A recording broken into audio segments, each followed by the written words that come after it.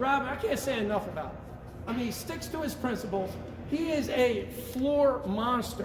You get up there in the floor in the House of Delegates and talk, you look around, big gallery, been here since like, you know, Thomas Jefferson had the state's office at one point. It's intimidating.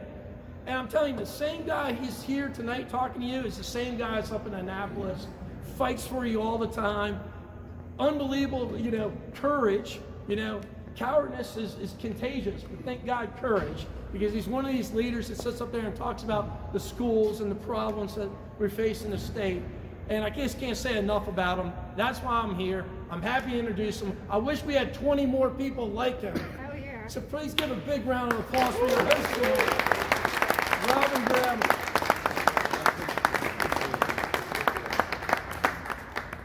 Thanks so much, Matt. Can everybody in the back hear me? Yes. Excellent. Well, this is our 8th annual Chili and Brew, and I have a little ritual I like to go through to circle back and talk about how this came to be from the very beginning, because things have changed so very much in the last, 9, 10 years. So let me go back to the first event. It's around 2013, early part of 2013. And I was calling around, talking to some of the folks here tonight, and calling all my friends I see that are here tonight. And, I'm like, I don't know anybody. I don't have any money. I don't know how to fundraise. I don't know what I'm doing. I don't have any connections. I don't have any networks. And I sit down with one of my good friends one day, and I'm like, Jeff, man, I'm thinking about running for a public office as a delegate, and I need your help. And I'm sitting down with Jeff, and he says, like, look, I got this great idea. I'm part of the Baltimore County homebrew community. Why don't we do this? I'll brew some beer in my garage, because that's what I like to do. Why don't you cook some food, cook some chili, and we'll make an event of it. You know, I think it'll go over pretty well. And that was like 2013. Here we are, 9 years later, and we had a hiccup with COVID. We didn't do it last year, but this is the 8th almost consecutive year we've had this event. So before we go any further, I'd like to thank my friend Jeff Sanders, who inspired this event, the brewmaster himself. Jeff, this event, it wouldn't be without you, so we appreciate your support from the very beginning, and I'm happy that you don't have to brew hundreds of gallons of beer anymore. But thank you. Thanks for being here. Thanks for all you do. For 9 years straight. That's a friend. I'd also like to thank, I don't know if anybody is in the room, but I'd like to thank the folks from Key Brewing.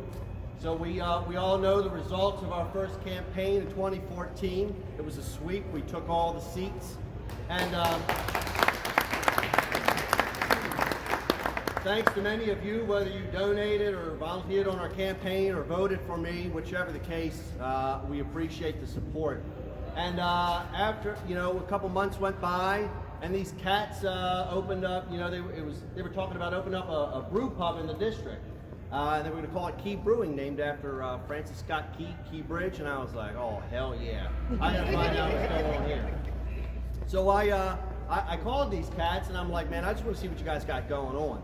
And when I came here the first time, this is an old industrial space, old manufacturing space, and they walked me back here, and it wasn't anything like this, let me tell you. It wasn't painted red, white, and blue. It wasn't filled with manufacturing tanks. I think there were 2 tanks when I walked in here the first time. The brew pub wasn't even finished.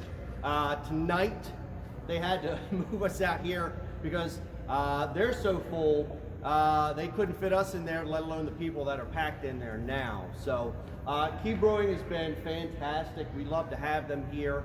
I don't see anybody from Key Brewing in the room right now, but we want to give them a big thanks for being such a good partner. So I'd also like to thank my main partner in crime, my wife Kathy. She has also, when I say we've been doing this for 9 years now, she is really my rock. She is like what keeps me solid, keeps me going. Yeah, this is a lot. The production is, I'm not big on the production, part of politics, the events, getting things together. It's actually a lot of work, and it's really tough. And she's really been there for 9 years dealing with my crap. She's not a political person. 9 years dealing with political crap. Yeah. 9 years dealing with political crap and my crap. Let's be fair. So we'll give a round for my wife, Kathy. I also want to thank someone who does a ton of leg work. Glenn McCallie is in the back. So when we did the first event, when we did this for the first time, it was like my personal friends running around being crazy, cooking chili. It was an absolute mess. It worked, but it was really tough for people to just hustle chili, and we had a kitchen. Glenn has really been a great partner. He makes this work every time.